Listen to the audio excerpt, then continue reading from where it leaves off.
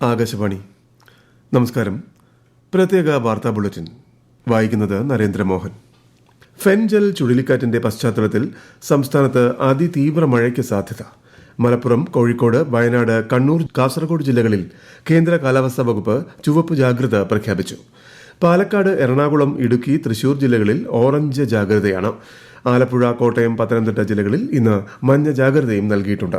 ചുവപ്പ് ജാഗ്രത പ്രഖ്യാപിച്ച സ്ഥലങ്ങളിൽ മലവെള്ളപ്പാച്ചിലിനും മിന്നൽ പ്രളയത്തിനും സാധ്യതയുള്ളതിനാൽ മലയോര പ്രദേശങ്ങളിൽ കഴിയുന്നവർ ജാഗ്രത പാലിക്കണം. ഉരുൾപൊട്ടൽ, മണ്ണിടിച്ചിൽ സാധ്യതയും പ്രവചിക്കുന്നുണ്ട്.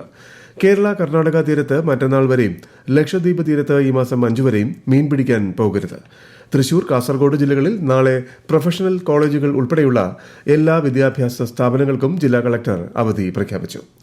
കേരളത്തിൽ ശക്തമായ മഴയിൽ മലപ്പുറം വഴിക്കടവ് ആദിവാസി നഗർ ഒറ്റപ്പെട്ടു.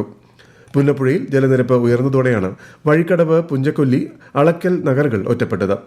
ശബരിമലയിലേക്കുള്ള പരമ്പരാഗത കാനനപാതയിലൂടെയുള്ള യാത്രയും താൽക്കാലികമായി നിരോധിച്ചു. കണ്ണൂർ ജില്ലയിൽ പഴശ്ശി റിസർവോയറിൽ അധിക ജലം ഒഴുകിയെത്തുന്നതിനാൽ നാളെ രാവിലെ 8 മണി മുതൽ ഡാമിന്റെ ഷട്ടറുകൾ തുറക്കുമെന്നും ജനങ്ങൾ ജാഗ്രത പാലിക്കണമെന്നും അധികൃതർ അറിയിച്ചു. കോട്ടയത്ത് പുതുപ്പള്ളി കൊട്ടാരത്തിൽ കടവിൽ റോഡിൽ വെള്ളം കയറി ഗതാഗതം തടസ്സപ്പെട്ടു. മീനച്ചിലാറിലും മണിമലയാറിലും ജലനിരപ്പ് ഉയർന്നു. പത്തനംതിട്ട ജില്ലയിൽ മണിമല നദിയിലെ ജലനിരപ്പ് ഉയരുന്നതിനാൽ ജാഗ്രതാ നിർദ്ദേശം പുറപ്പെടുവിച്ചു. കേരളത്തിൽ അതിതീവ്ര മഴ മുന്നറിയിപ്പ് നിലനിൽക്കുന്ന സാഹചര്യത്തിൽ ജനങ്ങൾ ജാഗ്രത പാലിക്കണമെന്ന് മുഖ്യമന്ത്രി പിണറായി വിജയൻ അഭ്യർത്ഥിച്ചു. എല്ലാ ജില്ലകളിലും താലൂക്ക്, ജില്ലാ കൺട്രോൾ റൂമുകൾ 24 മണിക്കൂർ പ്രവർത്തിക്കുന്നുണ്ട്. അവശ്യഘട്ടങ്ങളിൽ 1077, 1070 എന്നീ ടോൾ ഫ്രീ നമ്പറുകളിൽ ബന്ധപ്പെടാവുന്നതാണ്. സാമൂഹിക നീതി വകുപ്പിന്റെ നേതൃത്വത്തിൽ നാളെ കാസർഗോഡ് പരവനടുക്കം മോഡൽ റെസിഡൻഷ്യൽ സ്കൂളിൽ നടത്താനിരുന്ന ഭിന്നശേഷി കായികമേള മാറ്റിവെച്ചതായി ജില്ലാ കളക്ടർ അറിയിച്ചു. ശക്തമായ മഴയ്ക്കുള്ള സാധ്യത കണക്കിലെടുത്താണ് തീരുമാനം. ഫെൻജൽ ചുഴലിക്കാറ്റിനെ തുടർന്ന് തമിഴ്നാട്ടിൽ മഴ ശക്തമായി തുടരുന്നു. പുതുച്ചേരിയിൽ 4 പേർ മരിച്ചു, 2 പേരെ കാണാതായി. തിരുവണ്ണാമലൈ, മയിലാടുതുറൈ, വെല്ലൂർ, റാണിപ്പെട്ട് ജില്ലകളിലും കനത്ത നാശനഷ്ടമുണ്ടായി. അതേസമയം ന്യൂനമർദ്ദമായി മാറിയ ഫെൻജൽ ചുഴലിക്കാറ്റ് വടക്കൻ കേരളത്തിലും കർണാടകയ്ക്കും മുകളിലൂടെ നാളെ അറബിക്കടലിൽ പ്രവേശിക്കാൻ സാധ്യതയെന്ന് കേന്ദ്ര കാലാവസ്ഥാ വകുപ്പ് അറിയിച്ചു. തൊഴിലാളികളുടെ പ്രശ്നങ്ങൾ പരിഹരിക്കുന്നതിനാണ് സർക്കാർ എപ്പോഴും മുൻഗണന നൽകുന്നതെന്ന് മന്ത്രി വി അബ്ദുറഹ്മാൻ. ഭാഗ്യക്കുറി ക്ഷേമനിധി അംഗങ്ങൾക്കുള്ള സൗജന്യ യൂണിഫോം വിതരണ പദ്ധതിയുടെ ഉദ്ഘാടനം മലപ്പുറത്ത് നിർവഹിക്കുകയായിരുന്നു അദ്ദേഹം. ചെങ്ങന്നൂർ മുൻ MLA കെ രാമചന്ദ്രൻ നായരുടെ മകന്റെ ആശ്രിത നിയമനം റദ്ദാക്കിയ ഹൈക്കോടതി വിധി സുപ്രീം കോടതി ശരിവച്ചു. ഹൈക്കോടതി വിധിക്കെതിരെ സംസ്ഥാന സർക്കാർ നൽകിയ അപ്പീൽ സുപ്രീം കോടതി തള്ളി. ചീഫ് ജസ്റ്റിസ് അധ്യക്ഷനായ ബെഞ്ചാണ് കേസ് പരിഗണിച്ചത്. കരുവന്നൂർ സഹകരണ ബാങ്ക് തട്ടിപ്പ് കേസിലെ പ്രതികൾക്ക് ജാമ്യം.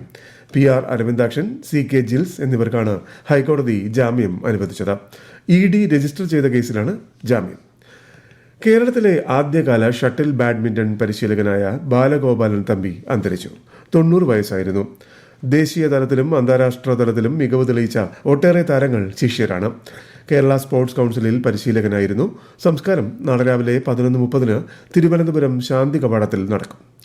തിരുവനന്തപുരത്തെ പ്രധാന തീർത്ഥാടന കേന്ദ്രങ്ങളിലൊന്നായ ഭീമാപള്ളി ദർഗാ ഷെരീഫിലെ ഉറൂസിന് നാളെ കൊടിയേറും.